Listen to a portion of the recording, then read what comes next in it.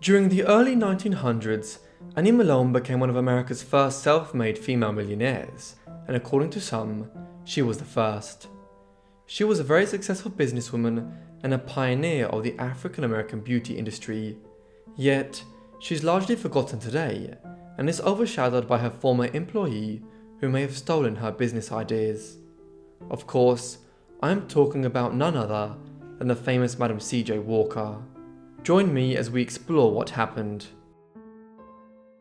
The woman known widely today as Annie Malone was born as Annie Minerva Turnbo in the small town of Metropolis in the state of Illinois on the 9th of August 1877. It should be noted that some accounts inaccurately give her year of birth as 1869. Her father was Robert Turnbo and her mother was Isabella Cook, both of whom had formerly been enslaved in Kentucky. When the American Civil War broke out in 1861, the pair had fled north to Illinois, with Robert eventually joining the Union Army as part of the 1st Kentucky Cavalry. Annie was the 10th of 11 children, but sadly her parents died when she was still young, and so she and her siblings were orphaned. In the time that followed, Annie acquired some formal education, showing an interest in the sciences, particularly chemistry, but this was cut short owing to her circumstances and frequent illness. Eventually, she ended up relocating to Peoria in the early 1890s as a teenager, a growing mid-sized town in Illinois where Annie's older sister Laura Roberts was living. There, Annie worked for the first time as a hairdresser and began showing an interest in beauty products and hair care styling at a time when the availability of new chemicals and products was transforming how people could potentially style their hair. By the early 1900s, as she headed into her mid-20s, Annie had developed enough knowledge about the hair care industry to establish her own small business. This was based out of the town of Lovejoy, Illinois, where she had relocated to in the late 1890s. Here, Annie began selling hair oils, hair straighteners, and a wide range of other products which claimed to help stimulate hair growth or cure alopecia. Annie's small business endeavour was successful owing to the changing social circumstances of the time. The turn of the century was a time in which there was a burgeoning African American middle class in the United States, particularly in northern states like Illinois, where segregation and the Jim Crow laws were not in force. In this environment, many African American women wanted to groom their hair in a certain way to affirm their social aspirations and societal status. And so, there was room for entrepreneurs like Turnbo to make a good living from selling hair care and beauty products aimed specifically at African American women.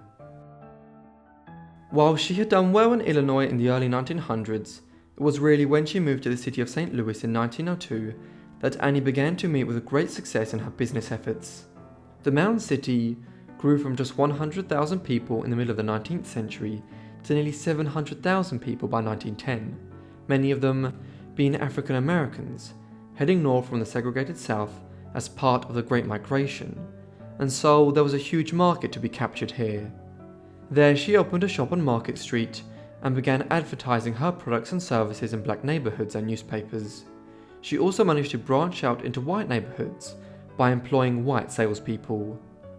Annie's business flourished on the back of a specific product, one which she had developed herself, and which was good at straightening curly African American hair. Her product appears to not have damaged the hair or the scalp, unlike other products of the time, and was a hit with her customers. What was more, she did not rely on the sales of the product in a hairdresser's or salon, but went door to door in African American neighborhoods selling the product. Soon it was successful enough that she was employing other people to help as part of a growing sales team. By the 1910s, she was one of the most successful businesswomen in the American Midwest, at a time when African American economic and social fortunes were booming. While Annie Malone was a very successful woman by the 1910s and was making enough money to live well, she wanted to expand further again. To that end, in 1917, she founded Warhol College in St. Louis, a cosmetology school, as an offshoot to her beauty business and as a means to contribute to the empowerment of African American women. The complex of Warhol College in St. Louis was very substantial, consisting of Malone's business offices, the manufacturing operation for her products, classrooms, training centers for staff, laboratories, an auditorium and conference centre, dormitories, guest rooms, and a warehouse and shipping centre. As such, it became the main centre for the production and shipping of Malone's hair care and beauty products, while also being a centre where women came to be trained in the cosmetics and hair care treatments which Malone offered. This was a franchise business, with African American women coming to train at Warhol College before heading off to other parts of the country to start their own offshoots of Warhol College. Malone was way ahead of her time in integrating Warhol College into the community and making it a place where workers had the best of services available to them.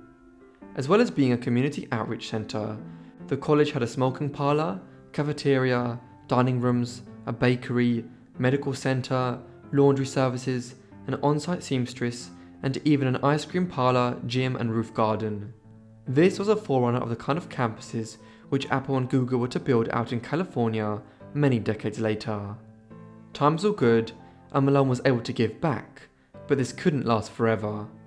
Malone would live through the greatest economic crash in history, and today, people are also dealing with hardship, such as the recent banking collapse.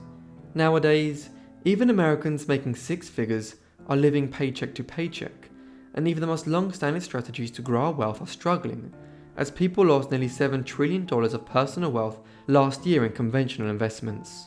But still, our new partner helped hand back over $25 million to their investors last year, pioneering and expanding in a 273-year-old market that rose an average of 29% in 2022. Our partner for today's video is Masterworks, the art investing platform. Masterworks is the first company buying paintings from legends like Banksy and Picasso, registering them with the SEC, and then breaking them into fractional shares. This way, you can invest without needing millions of dollars. Each of Masterworks' 12 exits to date have returned a profit to investors, and with 650,000 plus users, Masterworks' offerings can actually sell out in minutes. Make sure to click the link below and you'll get preloaded special access on your account. Now back to the video. Warhol College was enormously successful as a business franchise. In the course of the 1920s, it trained tens of thousands of young women in the basics of cosmetics and hair care, who then returned to their own cities and towns as brand ambassadors, often stocking Malone's beauty and hair care products in their salons for years to come. In total, it is estimated that Warhol College trained over 70,000 women between the late 1910s and the early 1940s, while at its height in the mid-1920s, the college employed approximately 170 people on site in St. Louis. Eventually, franchised offshoots of Warhol were to be found across North America and as far afield as the Caribbean, South America, the Philippines, and parts of Africa. By that time, Annie was a self-made millionaire. In 1926 alone, she paid $40,000 in taxes, the equivalent of about $750,000 in today's money, a huge sum which is indicative of the extent of her business empire by that time. Although she generally lived a frugal lifestyle, she did splash out on one specific status symbol, becoming reputedly the first woman in Missouri to own a Rolls Royce. She also spread this wealth through Warhol College in ways which incentivized the business. For instance, women who had worked as agents for the business for 5 years were given an expensive service ring to acknowledge their commitment to Warhol on that anniversary. Annie Malone is known today as one of two African American women who simultaneously became self-made millionaires in the interwar period by selling hair care and beauty products. The other was Madam C.J. Walker, and their two stories were deeply intertwined and their life histories overlapped in many significant ways. Madam C.J. Walker was a contemporary of Annie's, who was born as Sarah Breedlove in Louisiana in 1867. Like Annie, she was born to freed slaves and was orphaned at a young age. As a young woman, she too moved to St. Louis, where in 1904 she began working for Annie. She continued in that position for over a year before heading out to Denver, Colorado with her daughter and new husband Charles Walker. In Colorado, Walker set up her own hair care business, using a product which was very similar to that which Annie was selling back in St. Louis, one which used a mixture of petroleum jelly, sulfur, and other ingredients to straighten extremely curly hair. The Madam C.J. Walker company, which she established, became very successful, and much of her business model mirrored that of Annie Malone in St. Louis. Unsurprisingly then, Annie soon accused her former employee of having stolen her ideas and intellectual property, but the charge never stuck, and Walker's business continued to thrive. In the course of the 1910s and 1920s, both companies became multi-million-dollar enterprises, but the Madam C.J. Walker Company was more successful and is more remembered today. In fact, Walker refused to acknowledge Annie Malone's impact on her business and life, despite it being Malone who had trained her and laid the foundations for the industry. You may be wondering why Annie Turnbo is known more widely as Annie Malone. Well, as you may have guessed, it was owing to her marital affairs. Annie first married Nelson Pope on the 25th of June 1902, shortly after relocating to St. Louis. Not much is known about this marriage, other than that it proved unsuccessful and the couple divorced in 1907. Thereafter, she lived with her brother William for some years on Pine Street in St. Louis. Annie acquired the Malone name in 1914 when late that spring she married Aaron E. Malone, a former school teacher who had changed careers to become a door-to-door salesman of religious books. This second marriage was initially happy, and in the years that followed, Aaron became involved in Annie's business, manufacturing her hair tonic by the late 1910s. But matters soured in the 1920s, perhaps owing to Annie spending large amounts of time travelling as her business empire grew. In 1927, Aaron filed for divorce, demanding half of her business as part of the settlement, claiming that he had helped build it. The case generated much press attention in St. Louis and further afield at the time, with Annie eventually settling for a payment of $200,000, a fortune in the mid-1920s, though the payment did allow her to maintain control of the company herself. Though her married life had been tumultuous, Annie compensated for her domestic turmoil by investing her wealth in numerous philanthropic endeavours in the 1920s and 1930s. For instance, she made large donations to Howard University College of Medicine, a historically black research institution in Washington, D.C. Many years later, the college reciprocated by awarding her an honorary degree. Yet her most prolific philanthropy, which was clearly close to her heart given her own childhood, was in supporting the St. Louis African American Orphans Home, to which she donated the equivalent of millions of dollars in modern terms during the 1920s and 1930s, serving on the board of directors for much of that time. Following her divorce in 1927, Annie began relocating her business to Chicago, and she eventually moved there herself in the 1930s. Such was her wealth by that time that she was able to purchase an entire city block of property. But bleaker times followed. Although Poor Old College survived the Wall Street crash and the Great Depression, its business was still greatly reduced for much of the 1930s, and this, combined with multiple lawsuits which Annie had to deal with as individuals tried to claim part of her wealth, ensured that she was cash poor by the mid-1930s. She sold some of her properties in St. Louis to compensate, and remained afloat. In 1939, the original Poor Old College building on Ferdinand Street in St. Louis fittingly became the site of the first African American law school in Missouri.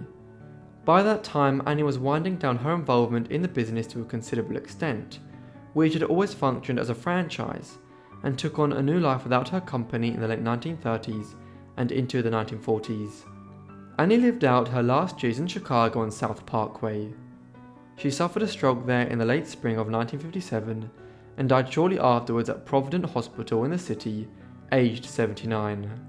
Today, her role as one of the first self-made millionaires and great African American philanthropists has been commemorated in numerous books, television shows, and a parade in St. Louis every year, which honours her charity towards the city's orphanages and children's institutions. Notably, she features in the 2020 Netflix series Selfmade, which is based on the life of Madam C.J. Walker, but this has led to some backlash, as Malone, who has been described as a friend to all mankind, is portrayed as a villain here. Thank you so much everyone for watching this video on Annie Malone. I hope you found it interesting. Let me know what you thought of her life down below in the comments, and if you have any other suggestions, also be sure to leave them in the comments. I hope you guys are subscribed and the notifications turned on to get all my videos as soon as I upload them. If you've seen Selfmade, let me know what you thought of the series also down below in the comments. And if you want to check out any of the products that I use for my videos, be sure to check out the links below to my Amazon store. Anyway, that's all from me, so I'll see all of you in the next Forgotten Life. Thanks.